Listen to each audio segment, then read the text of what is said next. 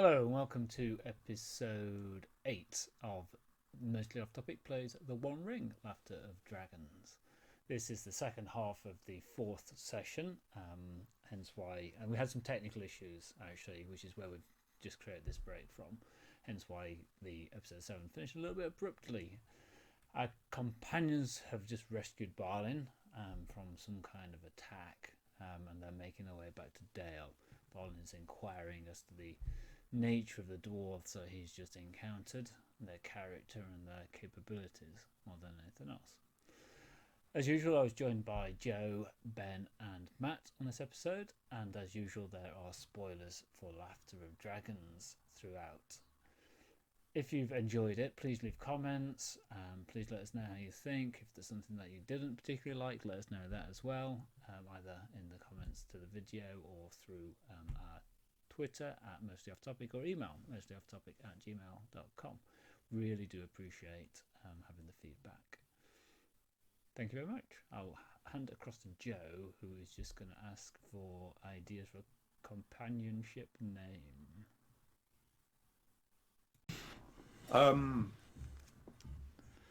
Yeah, so we're about now.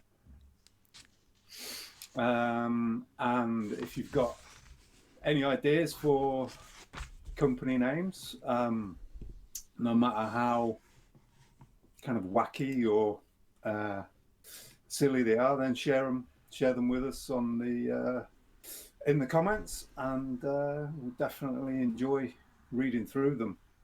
Although we might not commit to actually use them. But we definitely want to hear your ideas. Yes, yeah, definitely. So in the comments, Twitter, Twitch, chat, wherever. Yeah. However you want to do it, yeah. Let's hear them. Okay, cool. We read everything. Basically, we read all the comments. So yeah. Yeah. I think as long as it's not daft buggers, we'll be fine. No, I don't know. That's probably quite appropriate. That'll be what you're known as, not what your companion, not what your company name is. Oh look, it's them daft buggers again. Hi, it's Stephen. Yeah. Well, what was the comment about me sounding bored as? Yeah. Yeah, maybe we could be called like the baristas or something because we need coffee. Yeah. Okay. Caffeinated. So now we're getting a little bit meta. So let's just get ourselves back onto the story.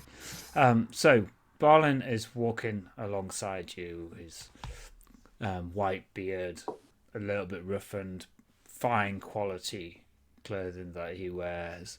This very attentive, very intelligent, measured, composed dwarf that you've all heard stories of. He was renowned before the great adventure and the reclaiming of Erebor. But now he's known to be close into the Council of Dane, King Under the Mountain. And you want to impress him. You want to kind of get him. And he's asking you, each of you in turn, about your background and your interests and the recent activities in Dale, very specifically. So let's have some preparatory rules for an encounter. So if everybody wants to roll insight. And maybe think about how you could use your skills or traits to impress upon Balin your capability, your competence, and so on. And I have Sauron. You had Iron on my Sauron. one dice. Okay. Yeah. On my one dice. Oh, Tenguaz ahoy! Wow. So I have Torg has an insight of 3. Mm-hmm. So I'm rolling 3 dice on the feet die. I have a 10 on the feet. I have 2 Tenguaz and 3. So I'm rocking 25 extraordinary success. So you get 3 additional dice for this encounter. And Torg is already reaching into his cloak for his smoking kit. Yep. I have 10, but I intend to. Yeah, I feel like it's important, so I want to spend a point of hope to gain some advantage. Okay. In this encounter, because it seems important. So you'll have 1 success to dice me. then. Okay. Thank you. So Torg, as you kind of spend that point of hope and you feel a little bit inspired by the presence of this great dwarven leader renowned for his fights against the orcs and reclaiming of Erebor. So you kind of see that whilst he's not necessarily carrying arms and weaponry at the moment, he does walk like a warrior. And you know that he would be impressed with maybe stories of courage and your actions there.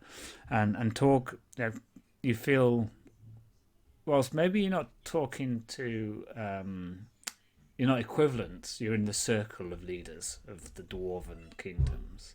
And you know that you from your discussions with your father and such, like, you know how statehood and being responsible can weigh on people. So you've got some insight into how Balin might be thinking there, and that sometimes he can't just say what he thinks because the consequences of it may be quite great. He's got to consider the impact of what he says on his audience and how that could be interpreted as this tale gets told twice and thrice and so on. So you've got some insight into that, which could help frame your answers so that they are best responded in that way. And you know that Balin's great interest is maintaining the harmony of the young kingdom of the dwarves. So he says, and Sergio, frankly, kind of like he knows, what does he know? I just like to think he's like, I know him as a name in a book, and I've not connected the two. Yeah. Like, at all. Like there's no correlation between the person in front of me and all the history I probably know about him. Yeah. So Torg, tell me of what you have been doing in Dale. Would you care for a pipe of Dalish weed, Lord Balin, as we speak? Aye. As we converse and walk along the road to Dale. Pulls out his massive. Oh, that a pipe? Yeah. He takes some of your weed and starts to go through. Know your place. Yeah. My squire isn't present, and normally my squire would hold the other end. Oh, allow me. So Torg will undoubtedly go to the back to the tales that his father told of him. So I'd say it's probably definitely within his knowledge that that funding, Balin's father was kind of a legendary figure, probably most notable for being slain at the Battle of Azanul Bizarre. And so Balin was at that battle as well. So that's probably Torg's first reference point, is that battle and that kind of tragedy that Balin lives with, having witnessed his father's death at a great battle, and the kind of the whole, the wars with the orcs and the goblins, the suffering of the people. There's a great reverence there Torg feels towards Balin. That's his overall approach. Okay. So and in terms of, go on. You go. Go on. Oh, so in terms of, So in terms of why he's here, Torg's his desire to rediscover Erebor with his fellow brothers, and has returned to Dale to find other dwarves like my companions here, that we can so that we can work together and make Erebor the glorious capital of dwarf kind that it can be again. And have you done aught to achieve that goal, Torg, as yet? No, I had high hopes when I returned to Dale that I might find many dwarfs like me wishing to return to the mountain, but we are few. There are not so many of us here, and the mountain now seems, even though it's close, it seems still distant. And I have found here in the world of men, faced with my own challenges, I've started to question my own beliefs, and I find myself here embroiled in the world of men. How so? And yet I feel there was one that I sought to help, an old woman, a craftswoman, incredibly skilled craft that she could do, and she was wronged, greatly wronged, and I yearned to help. But in doing so, I committed acts that I should not commit in the name of good. And it is strange to me now that I talk with you now. It's strange to me that I would devote my will to helping one not of my kind. Why do you? You go, Torg. And yet I could not veer from that path.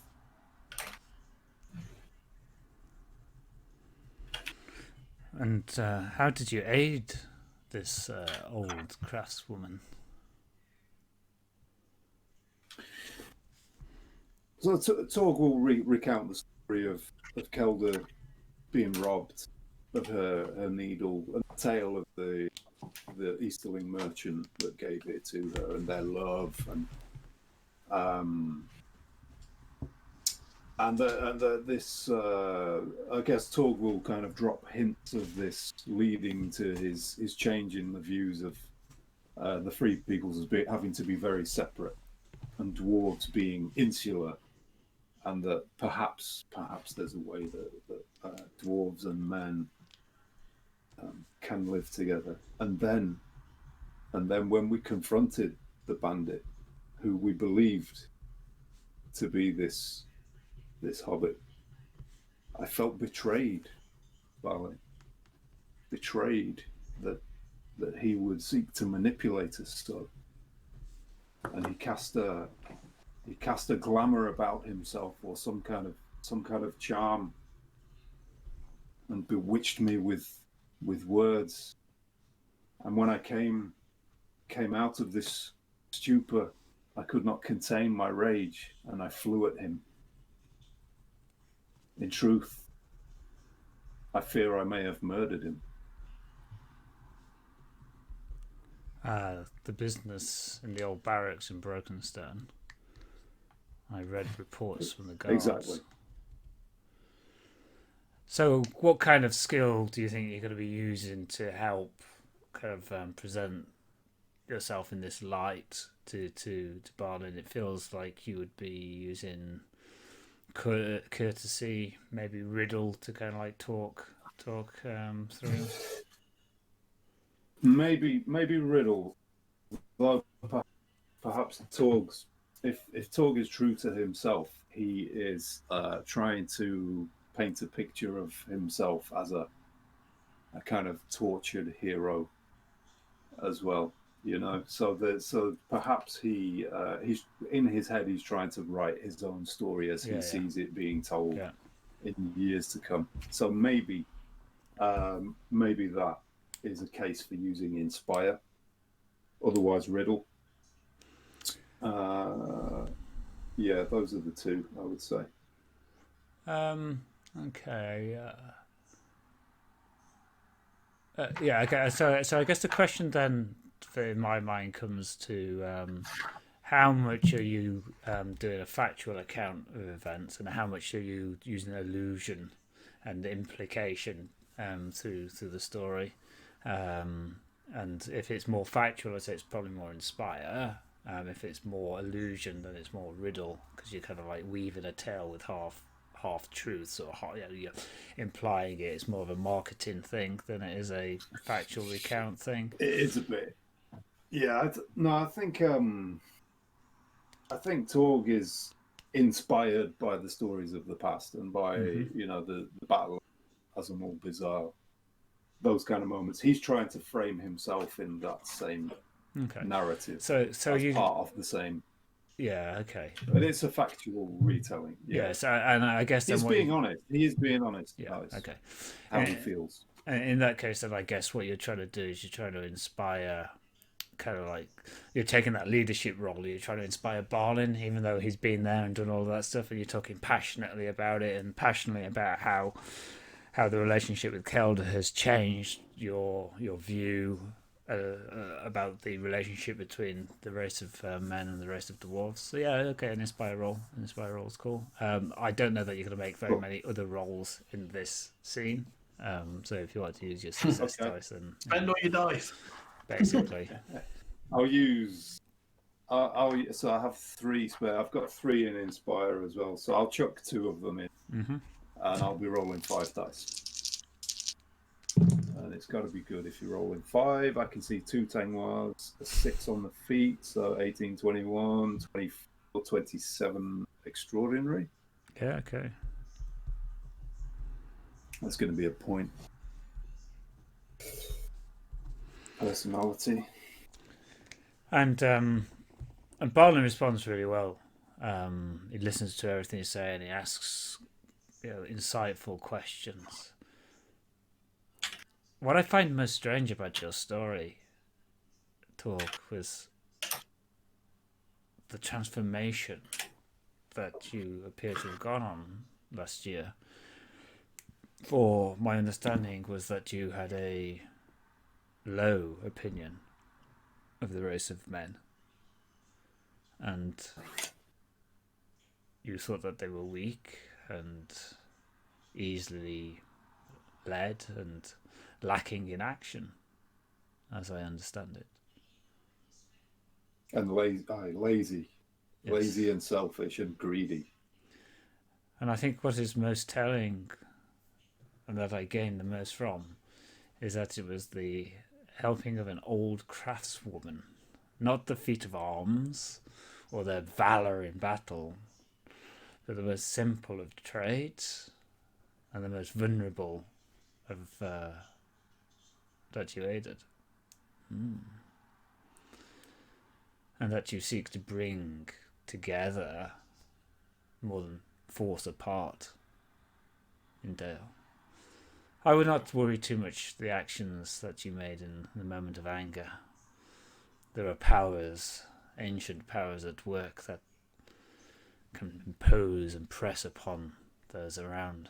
I recall when we as companions made our way through the spires and the lull of sleep that took us there.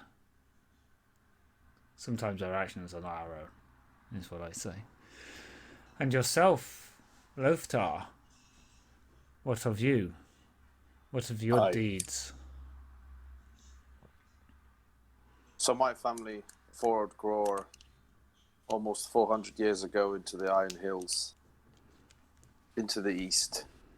And we've made a good name for ourselves, I'd like to think, crafting weapons and expanding the business, trading with the West, which as a young lad I really enjoyed, and always because it was important for us, so I followed, and it was interesting. But increasingly hearing stories from my father and his father before him, I was drawn into war and combat, and it's the combat with the worst enemy that we still encounter to this day.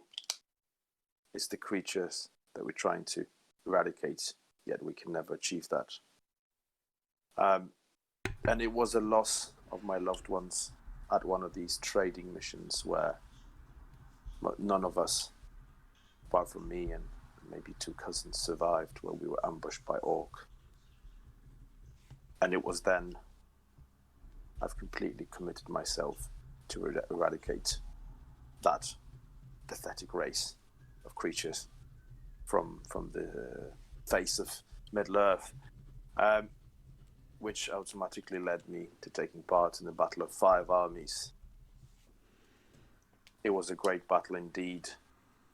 And sort of Loftar becomes elevated and starts just, making sort of gestures and waving his arms, because the Battle of 5 Armies is pretty much the pinnacle of my career, where I have built everything upon. And there were some crazy decisions that I have had.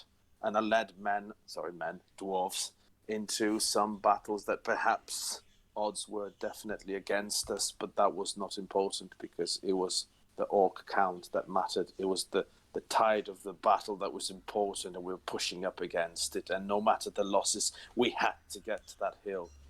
And the sort of story goes, and I want to sort of circle everything around that battle. But now, in my old age, I realized that it's not all gone now. The battle is not finished. These last few years after the battle has been quiet and I've been back into trading, but there's this itch that I just can't scratch, really. And I was able to do that here with these companions. And the last few encounters we had, orcs are here, orcs are close. They're in cahoots with hobbits, no less. I heard stories of the likes of Bilbo you mentioned earlier, and yet we had these hobbits dealing with these orcs. So I reminded myself that this is my calling. We have to join in the battle with the orcs, and then I'm glad that I'm able to help us and men and whoever it is united against that horrible race of creatures that plague this beautiful land. And yeah, kind of a bit more again about some sort of battle and historic events. Kind of that's my angle, I guess. Yeah. As you're recounting the tales, Balin has to duck and step back as you swing your mattock through your imagined enemies' heads, and everybody kind of just sort of slowly moves a little bit further away. And if the mountains of Erebor was to last 1,000 years, dwarves would say this was their finest hour. And then I took him on an undercut. So I think probably an ore roll, as you're seeking to impress and kind of like use your majesty to impress Balin in that way. Yeah. I don't know if you've got I'm any... rubbish at any of these kind of things. I couldn't use battle because it's a discussion, it's a conversation. Yeah. So yes, I will try to make a positive impression. Use my reputation to impress Balin a little bit. Yeah. Or I will spend a single die to add to my other single die. Well, Torg can give you his spare die if he wishes. There you go. Oh, great. Oh, wow. Great. Thanks. That makes it very good. Yeah, no. Okay, I'll roll. Sorry, what's the target number? The usual 14. Oh, so it's 16. Great success. Wow, okay. A little bow towards Torg. Thank you. Balin's taken along. He's followed very many leaders, not least of which Thorin Oakenshield, and he's led troops himself. I see the pure passion that drives you, Loftar. And whilst you describe the focus as narrow, it is an honourable focus. Orcs they're agents of shadow, and they're agents of destruction. They're our sworn enemies. We will reclaim Khazad-dûm, and it will no longer be Moria, the Dark Pit. And it is dwarves like you that will enable us to achieve that. With pleasure. We have to do everything for During's folk. And Cirque, I could see, as tales were being recounted, that you were biting your tongue to correct factual inaccuracies in the tales. No, I just think it's there's not. It doesn't all have to be so dark and edgy all the time. So tell me, Cirque, of yourself, and what is it? What brings you to Dale, and what is it that you have been doing in Dale since you arrived? Mainly keeping these two out of trouble, but on the whole, my main goal is to. And failing. No, I do believe. Well, I finished off one orc for sort of the anyway. You killed I orc. think that this.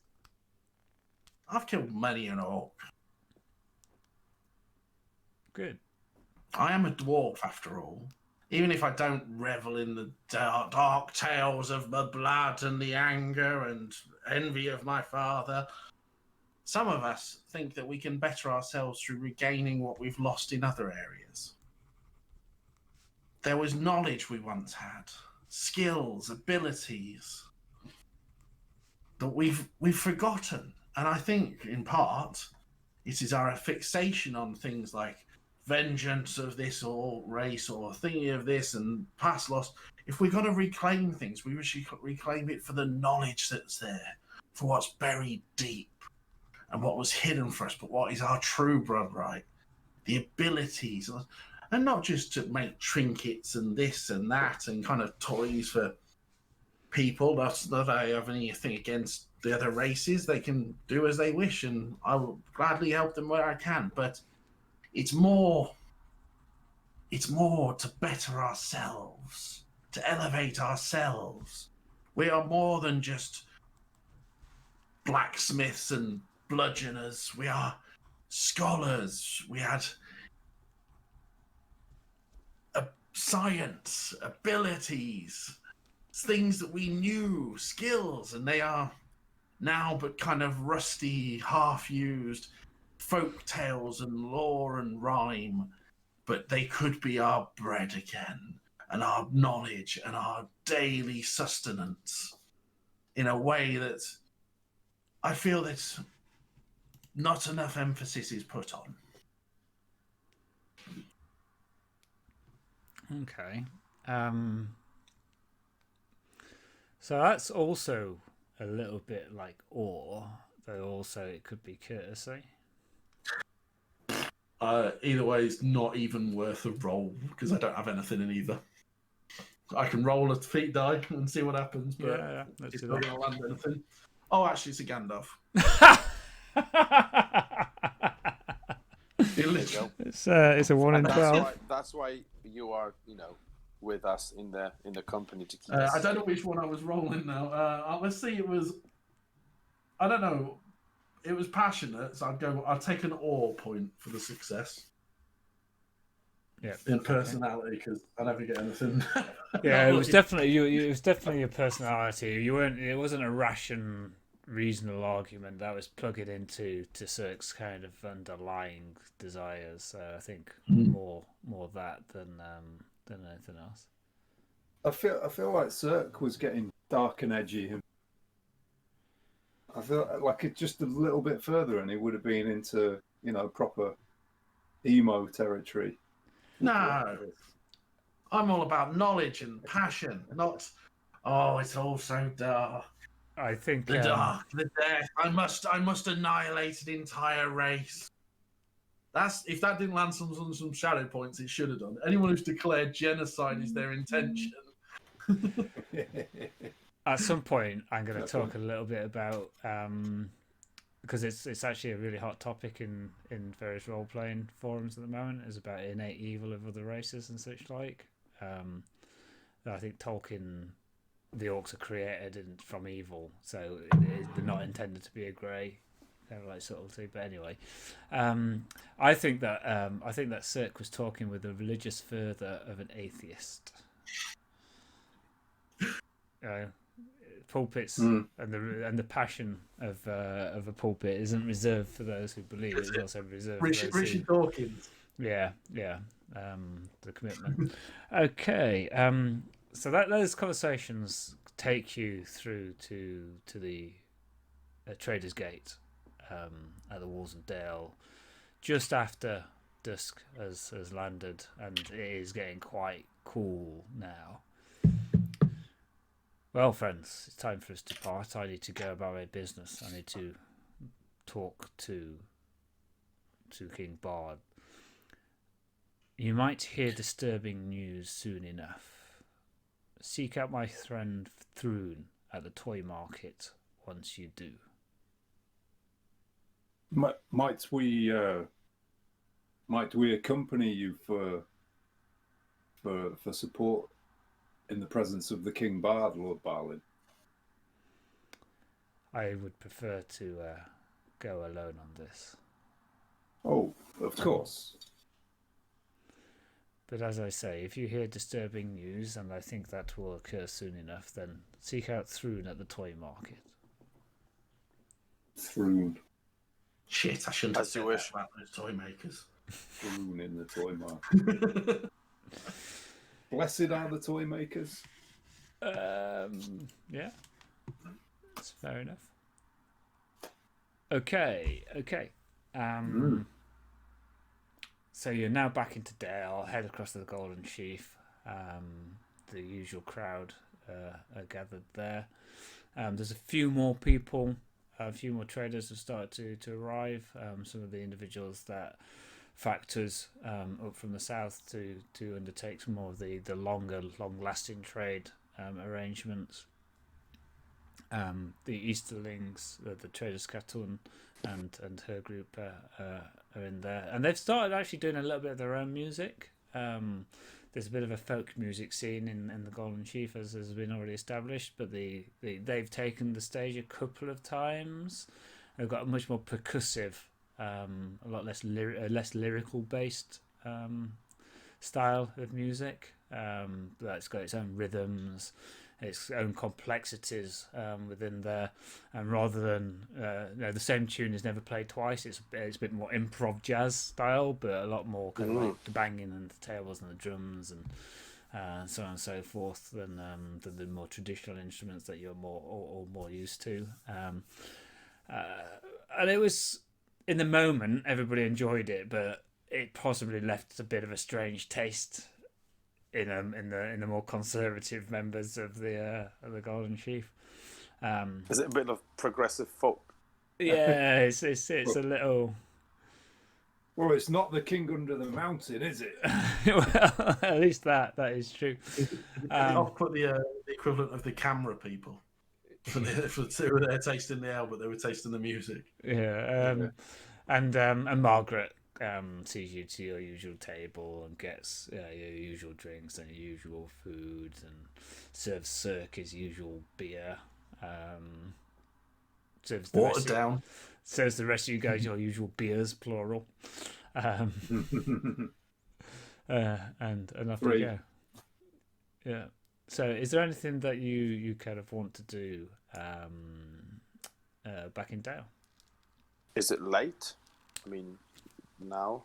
It's dark, but it's maybe 6 or 7 of an evening.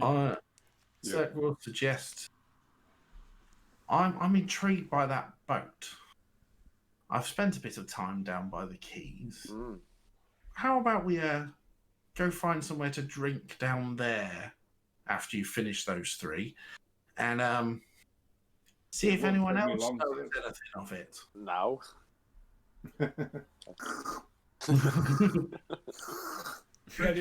Was it like Naked Gun with like 3 arms? Yeah, that's right. Yeah. Yeah. It's a good idea. Is the Golden Sheaf where the veteran dwarf hangs out? Is that it is? Yeah. Okay. Is he around? Is he there? Yes. I'd like to speak with him briefly. Yeah, just to see how he is. No, I don't really have a line of questioning for him. Just want to check in on. He is Donar. Onar. Donar. Donar.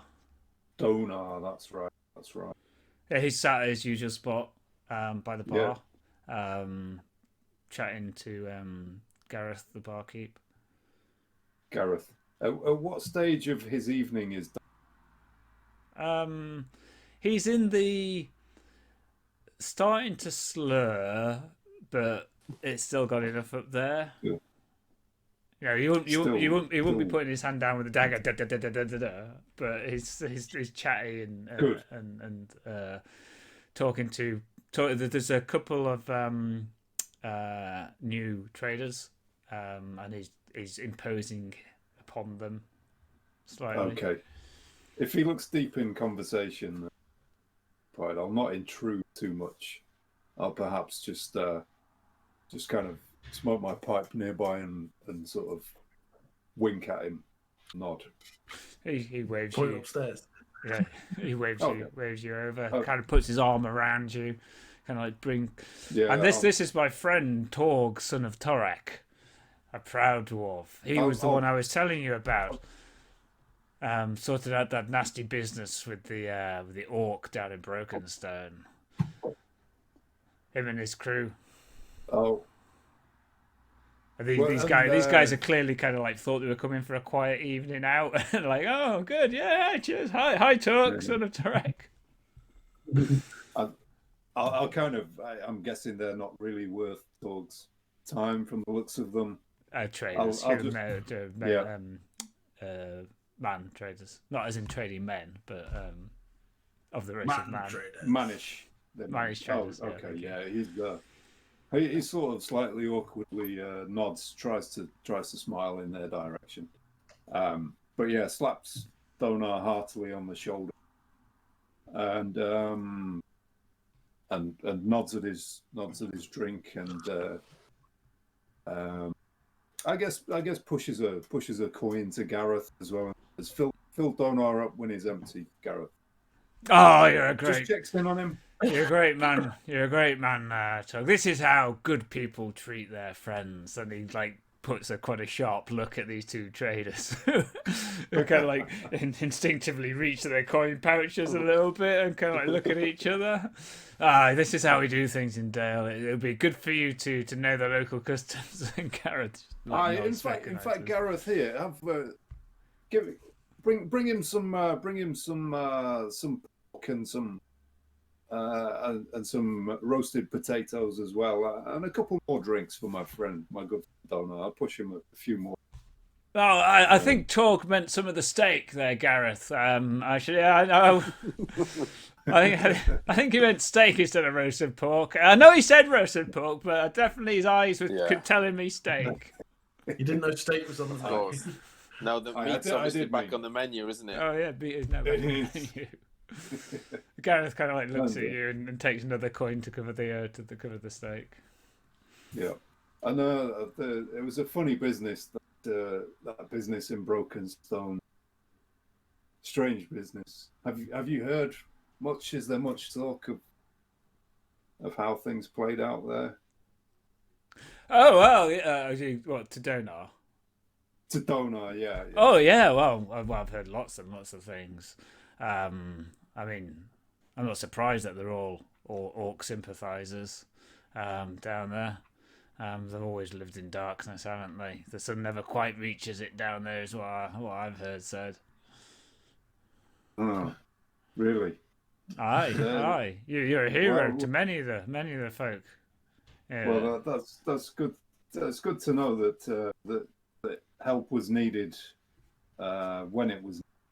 Maybe we'll talk on this some more, Donar, with my friend Loftar. He'll be very interested to hear about orc sympathisers. Oh, yeah. Well, you did them in, didn't you? But did you get them all? I mean, well, that's the thing. Where there's dragon smoke, there follows dragon fire very soon afterwards. That's what they say. You do. You speak the truth, Donar. Aye. Anyway, I'll leave you to your mannish company and interesting music. I hope it doesn't give you indigestion. Well, I tried to tune it out, frankly. I mean, don't want any of that. I'd rather have Margaret up there singing, wouldn't I, Margaret? As you're kind of like watching, these two traders are kind of like moving slowly around the seats and kind of like getting like taking opportunity of the distraction largely to decide that they might head out somewhere. Yeah. It's been a pleasure, they say. Pleasure, the Torg, son of Tordek, and like bow and off they go. Aye. Has it? Likewise. Oh well, now that they've gone. So anyway, he like pulls you a bit closer, and then his food arrives, and it's like,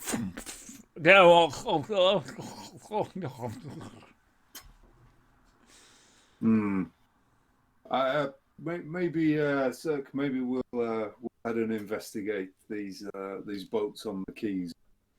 I think Donar's in need of refreshment.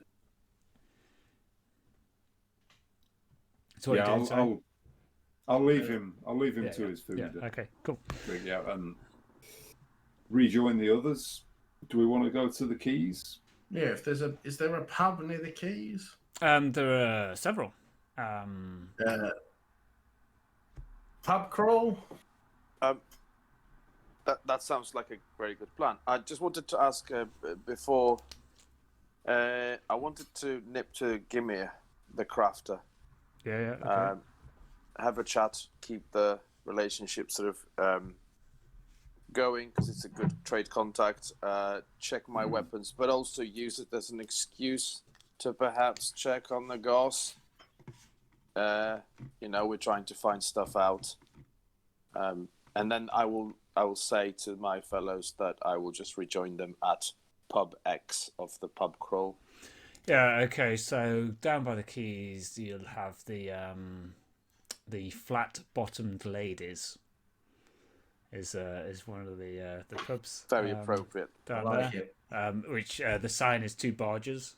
Clearly with the flat bottoms. At the sign of the flat-bottomed ladies. I'll just make a note of that. Flat-bottomed ladies. Yep. So I shall meet you guys at Flat Bottoms soon then. Yeah. Okay. So you kind of all head out onto the edge of the market square. Those guys head right down towards the to the quays, which is past Old Town, next to Brokenstone, largely. There's some of the guards moving around. Some of the dwarven lamps are lit around the market square to try to keep it lit through the night, burning oil. And then Loftar, you head across Red Row, which is red paved red stone. Most of Dale is white stone, but this is red. Across Snapfire Alley, which is where the all the fireworks and such like get made, onto Anvil Way and up towards Gamir's shop.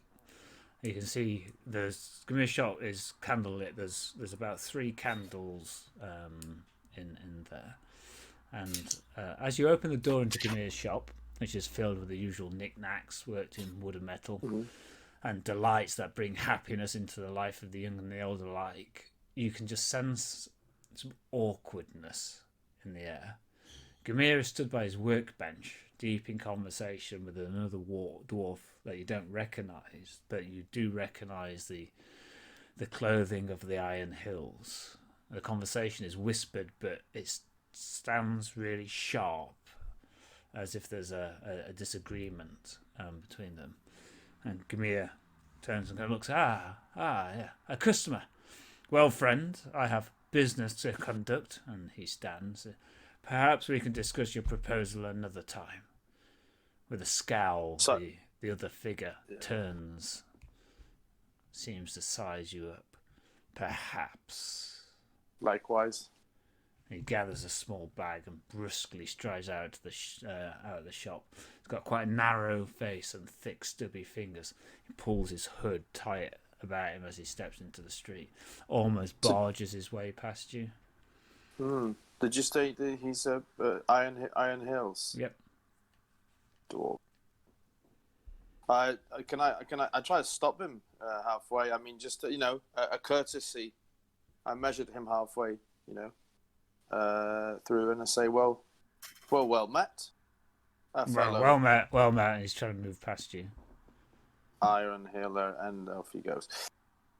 Clearly you're very busy. Hi, Gimir. Oh, Loftar. Is everything Loftar. all right? Yes, it's fine. It's fine.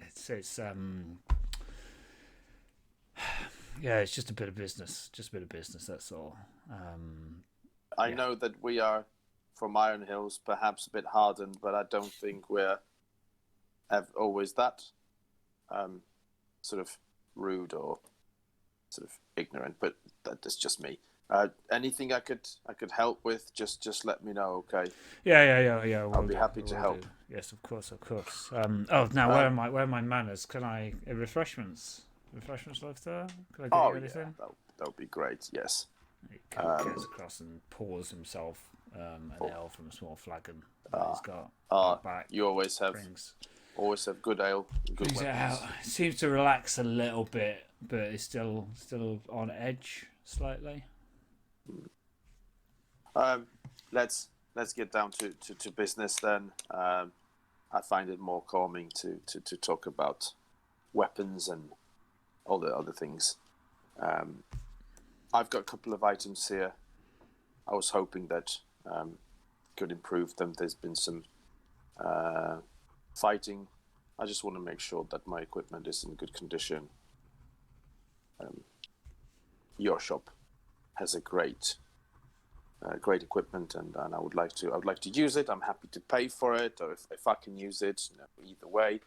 By the way, apart from that incident, how's business? Everything okay? Yeah, it's all fine. You look. If you want to use the forge, that's fine. You know where the stuff is. Just make sure it all goes back. As you, I know that you would do anyway. Business is fine. I'm really looking forward to the toy market this coming Monday. It's the first one of the spring. It's always the best one. It's going to be fantastic. I'm just a little bit tired. Look, I'll be upstairs. Sure. Just give me a shout when you're finished. Yeah. Loftar? Yes. Okay. Yeah. You look a bit tired, so you get some rest. I'll give you a shout when I'm done. It shouldn't be too long. And thanks again for letting me use the shop. I'll be sure to mention it. The other Iron Hills dwarves to come and visit you. And bring some business. They use knipings. Anyway, yeah.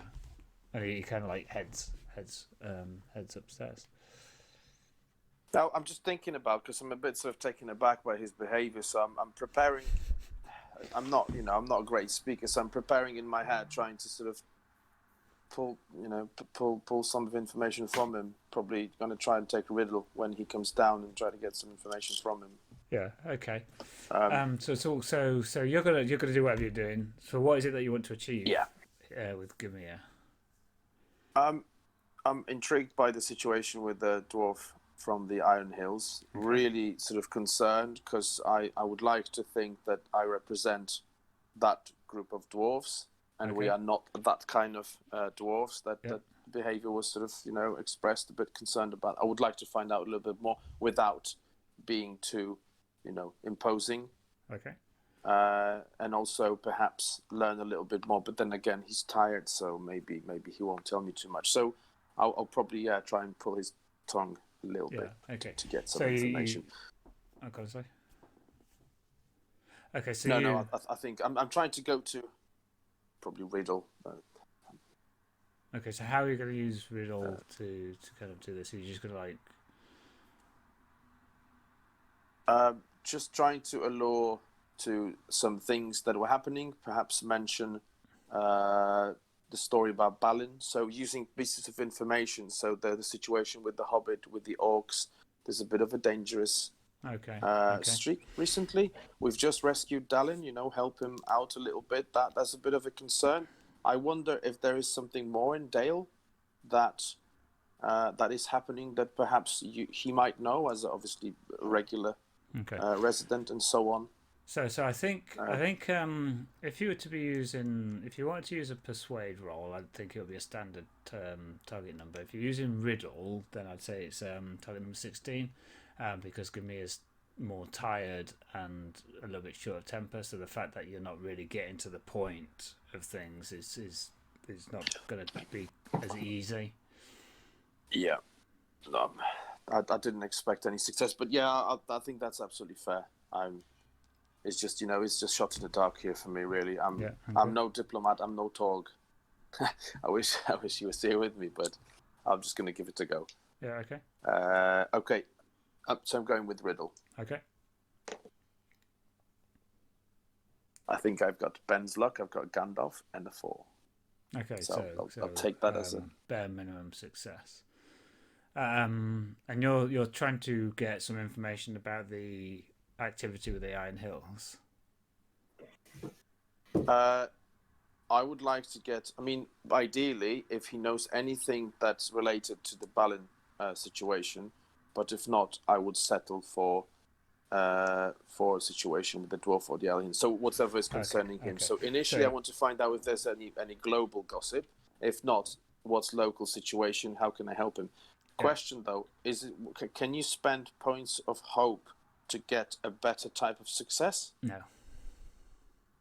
You can't improve Sorry? the quality. You can't improve the quality of a success with hope. Did you say you can't? Sorry, You cannot. You cannot. Yeah, fair enough. So that's my line of reasoning there. Then the global situation. So you kind of like offload all of these things that have been happening to Gamia, who's listening politely, and what you did is you kind of almost saying, oh, and this is a bit of news that I've got, waiting for him to kind of give his news and what have you. It doesn't really respond much to the news about Balin. He's worried about the attack on Balin. Mm-hmm. Worried that would be such a vicious thing. He's slightly taken aback and a little bit wounded, you think, about the fact that you were directed towards Thrun. It's kind of like, one of his kind of group, one of his peers has got a stronger relationship with this noble figure, lordly figure than he has. So he's a little bit, what the fuck did Thrun do that I haven't done? And then you kind of like, so are you sure that everything's all right? It's like, oh God, it's just been a really difficult day, and I know you're from the Iron Hills, but I wish they would just get their noses out of business that doesn't belong to them. If I want to be a toy maker rather than a weaponsmith or an armor smith or making tools, and that's my choice. That's what I, as a dwarf, have chosen to do. We don't have to be shackled by the old days where we have to go and spend decades working as basically servants, hammering nails to make the most perfect nail before we can move on to something more complicated. That's not how things are anymore. And the sooner they get that, the easier our lives are all going to be. And now, look, it's getting late now. I need to rest. Go on. No, thank you for that. It's very good insight, and that you speak the truth. I wish that were, because we're living in different times now. Okay, I thank you again for allowing me to use your workshop. I'll make sure I'll come visit you again. He did mention, sorry, Paul. He did mention Thrun. Yes. I know you mentioned Thrun to him. I assumed that was part of you talking about Balin. Okay. You mentioned Thrun. Yes. And he was just a little bit annoyed that one of his peers had got access to this privileged person and relationship and such like. Fair enough. Yep. Okay. I'll just rejoin. I'll obviously very kindly thank him and I want to ensure the ongoing relationship. Yeah, that's cool. Yeah, okay. So it takes you about 20 minutes to get through the very crisp, quite cool now air of the spring night down to the flat-bottomed ladies. At the sign of the flat-bottomed ladies, light is spilling out from their noise and the hubbub. This is a much more of a labourer's tavern than the mercantile inn that you've been staying at. And as you were walking through Dale, you could start to smell some of these summer, some of the spring smells. The lemon trees that have been brought out of where they're kept and where they were overwintered have started to be put around the place, and the scent of the leaves is coming from there. Some of the hanging baskets have been put out around the shop fronts as you're walking through. And the clouds are scudding through and revealing the stars and the moon, and that's shining its silver light down upon the town of Dale. And then the cold wind as it comes off that shoulder of the mountain causes you to pull your cloaks a little bit tighter. And you are stood on the threshold of the flat-bottomed ladies, and you hear the hubbub and the laughter of the tavern room. Is there less folk music? There is no music. There is no music coming from this place. It's chatter and it's talking across the common room. That may be a good sign. Shall we enter and see who we might meet with first? You throw open the door and you walk into the warmth and the smell of the common room, the big fireplace where they're still roasting, not quite a whole what the fuck's a rog? A whole hog, but the remains of the carcass that's kind of turning there. Easily a dwarf could walk into that. And then it's a set of long tables with seats either side, just in the common room, candle light around, but the fire, the flickering pale orange of the fire is what really lights the room. Then one long bar with the kegs directly behind it.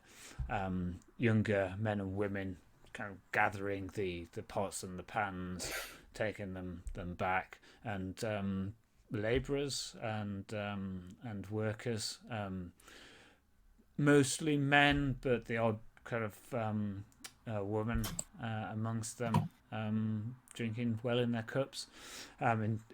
Tend to be in small groups, but you wouldn't say there's any particular cliques. So wherever people are sat, and there's a lot of talking down the table and laughter and joking of common elements that have been happening.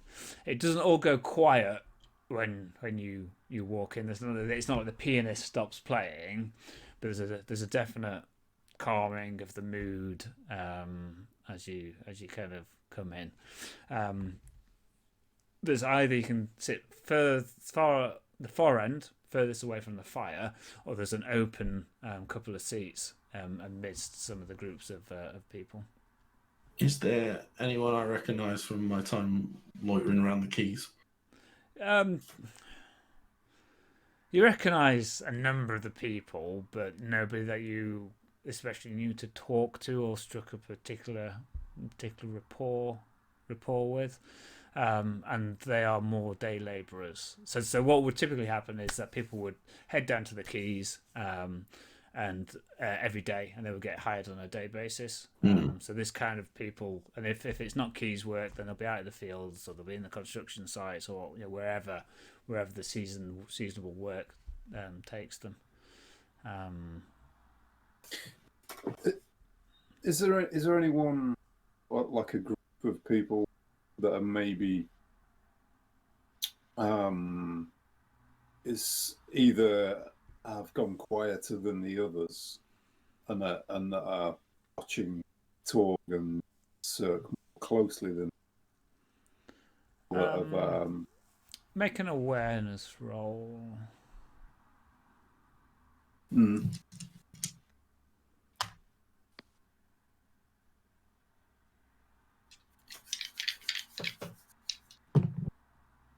Six. So lots of people are turning and watching you, but there's nobody who is looking at you in an unusual way or in a scared way or anything like that. You're not the usual crowd. You've walked into a biker bar in a tuxedo, so you've got a bit of attention about you. But there's nobody who's kind of like, oh shit, it's the dwarves, quick, let's run and tell our master that they're here, or anything like that. Yeah. Okay. I'm wondering if maybe Torg can kind of capitalize this by trick. By what, sorry? By being a little bit theatrical, playing on that fact. Uh-huh. So he knows. So he's aware that there's eyes on. Well, it's kind of guarded. So yeah, he'll kind of he's being lordly. So he's going to puff out his chest a little bit. He's going to put his hand on the haft of his mouth, towards the bar. Barman, I'm thirsty. Yeah, no doubt you recognize me. I'm the dwarf who cleaned up Brokenstone.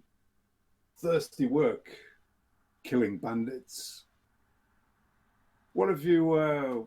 What ails have you? The whole place just goes quiet.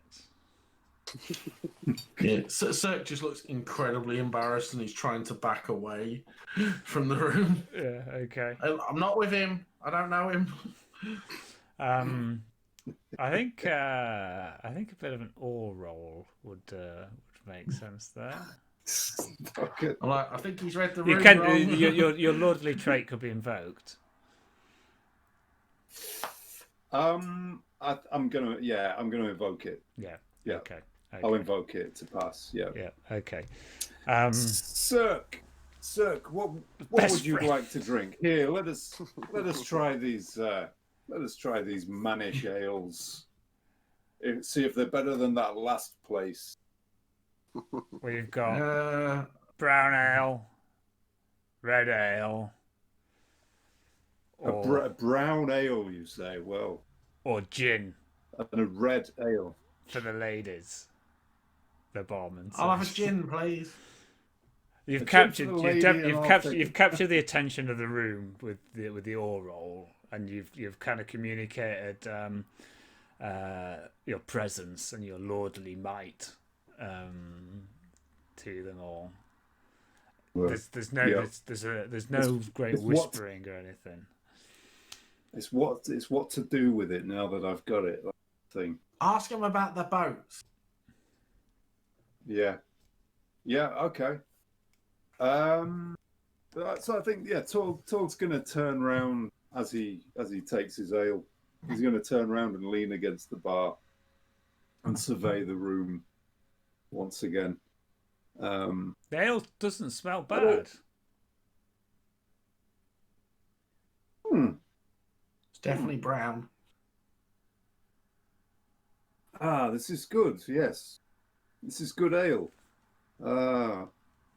I guess there are sailors among you. Sailors are known for their taste in ale. Aye, there are. I'm looking for passage on a boat, a very particular kind of boat. Kind of hoiks his purse up from its string, takes out a couple of coins and starts playing with it, tossing a coin in the air. Okay.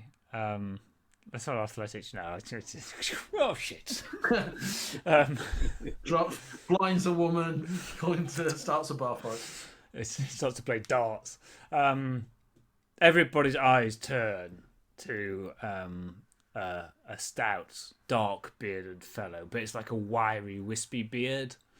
Human fellow. He stands up, big, is dressed a little bit more fine than the majority of the people, and a slip of a lass kind of falls off his lap as he stands up. I'm Halward. I'm the reeve of the keys. And he kind of walks The reeve of the keys. across to you, and he kind of looks down a little bit. I'm the one who's in charge of the keys, the South Key. Then you'll know the destination and origin of every single boat that comes in and out of Dale, I expect, Halrid. That I do. But we don't normally do a business in the pub. We don't normally charter ships. You'd be looking for a captain if you want to charter a ship, and there's no captains in here. A few of the people kind of like laugh in a nervous way. Well, Wit at the back says, "I'm a captain," and so is my wife. Everybody else slaps him. Shut up. The captains will be found at the Hanging Keys, or up in the merchants. Hanging Keys. The Golden Sheaf is a good place. You might find them, or you might find them in the good place in town, whose name I can't ever remember, even though I've almost lived here all my life. The Dragon Scale, or whatever it's You called. probably never go there. Frequent it. Yeah, that's right. But if it's knowledge of Okay, boats that you're so, after, then I've got that. Well, This one, Zerk's got it drawn in a book, and he's like, "It looks like this. Who was in this boat?" Do you really have it drawn in a book? Yeah. Oh, okay. He will have drawn it. That's a Dorwinian skiff. Common But sight one with the eyes on it. along the full length of the Riving Runner. Aye.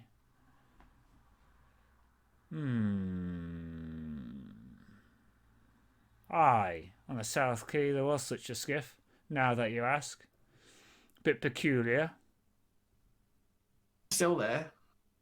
Let's Give him a coin. Is it still there? Barath.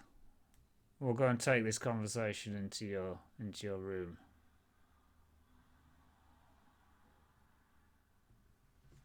Come on, get back to it, you lots. You might not be on my watch now, but this isn't your business. And kind of he walks round the corner of the bar into a small antechamber. It looks as if it's a like a dining room, family dining room, for the barkeep and his staff there. The barman kind of brings through a beer into there. He sits down. Close the door. Let's see the colour of your coin. Okay, so I'll kind of push a coin towards the middle of the table, but keep my finger on it, and say that the colour of the coin should match the value of the information. So this skiff that was harboured in the quay. Aye. Left earlier today, as I recall. What was it carrying? You'll know this if you're the reeve of the quay. Just crew. Those kind of boats, they're fast, but they don't carry much weight. Bit peculiar, I thought, because two of its crew met with a couple of men I'd take for servants of a barding noble, wearing cloaks, and when they exited it was just a bit too dark to see well, I fear, but when they left the docks I knew those the servants had cloaks, and underneath there was a red livery.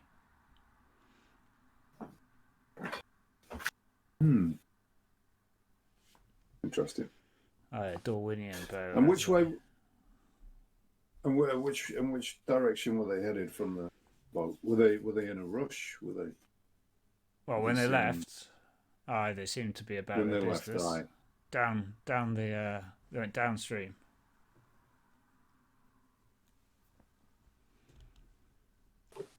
So they left. They came onto the quayside. They left into the city for some time. They came back and then. Oh, they overnighted here. Yeah. So the skiff was here for a night.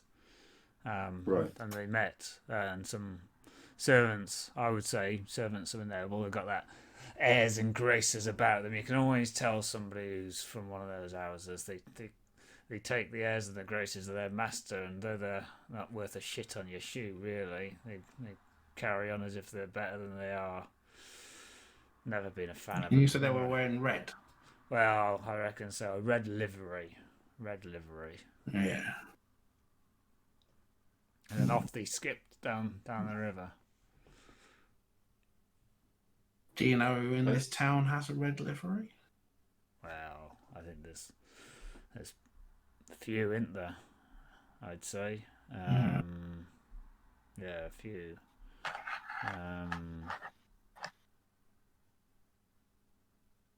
If not, I'll go look it up tomorrow. Me. Yeah. I don't expect him to. Look it up on Circupedia. Yeah, I reckon.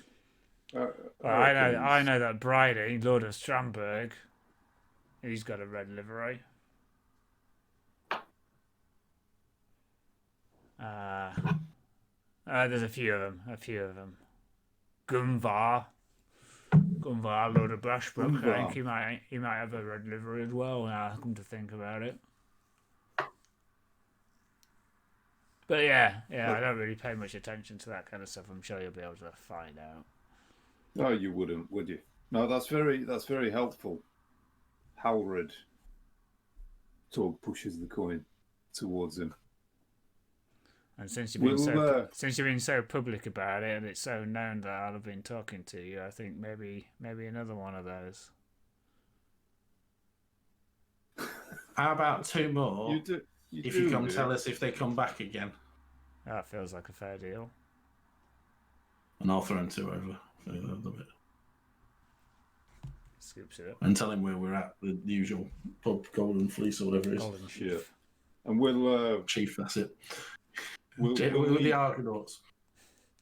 We'll do you the favour of leaving by the back. The barkeeps. Yeah. I've only got one door. Well, do you have a cellar? Oh yeah, we got a cellar. Yeah. We'll leave through the cellar. That's yeah. Back into the main room. Through a hole in the door. Back into the main room. Out the other door. Damn. Excuse me. Can we just move this table? That'll stick us in a barrel. Throw us down the river. We'll be fine. Been done. Yeah. He opens a window and you crawl through. That's fine. Yeah.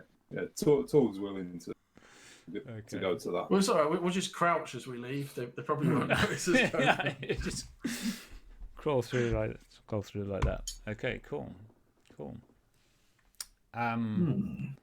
Yeah, okay. Do we want to sort of scour the South Quay then, or head in that direction? I think. Do you think there's more to be gained from the knowledge? I think we've possibly found out what we can here. I'm intrigued as to who has a red livery in this town, and then who maybe has a red livery who doesn't like dwarves. And we probably need to then tell Balin what. Yes. Back to the chief. We'll not bother telling Loftar. He can try and find us by going through every bar in town. That would be very enjoyable. To the chief. Okay. So Loftar, you head down to the flat-bottomed ladies. You walk in, the whole room goes quiet. Burst through the Should I try that coin trick, perhaps? Yeah, go on, be lordly. You demand to know who knows about boats in the place. And everyone goes, I do! It costs you 178 treasures as everybody queues up to get into the office and just tell us. I'll just set up my office there. Front and a back and two sides. Yeah, the barman's kind of like knocking through the wall as you arrive. Let's for ease. Let's just say that meet him on the way back. Yeah, you meet him on the way back and into the Golden Chief. There you go. Okay. It's 10:30. I'm half tempted to kind of just call it there, if I'm entirely honest. That's fair. Yeah. So for a Sounds couple good. of hours of play. I don't know what happens at the end of a session. Not a lot when we're partway through, is it? Yeah, so you it's an do- experience point, isn't it? Yeah, people get a hope back and stuff like that. Yeah, Yeah, if your thing is not injured, that's if right. your focus isn't injured, you get a hope back. Yeah. And I think you achieved your goal of impressing Balin, building the relationship there, and you've started to track down clues and whatnot. So you've achieved the objectives. That's another experience point, isn't it? So we get our 2 XP, we get 1, even though, like, I didn't spend any hope No, they die. session, but I'm still below my maximum. So Yeah. Okay. you do still get that 1, don't you? Yeah. Yeah. And I'm gonna have to do another sheet because this is Yeah. fair up. I really do wish there was a decent online one, but the editable one just, once you edit it, it saves it as a PDF, and then you can't keep editing it anymore. Yeah.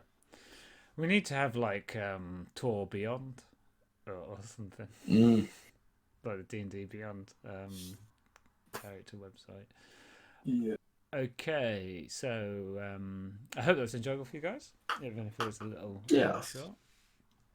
It's been great. Getting back into it. I thought it was good role play there as well. I think Loftar getting more into it there a little bit than decided to establish character a bit. He's genocidal maniac. Just in Give me time. some more. Just in time to pass on the the baton Yeah. to heritage. Just when Loftar got interested. to your heir, Nari. Who's his son, Larry? Okay, It so was good. Yeah, good session. yeah, good. I apologise a bit. As I was saying before we start playing, I'm just dog tired with work at present. That's fair enough. Someone's bits of cake has said Loftar goes torging Yeah. when he turns up to the pub. Hand on Matic.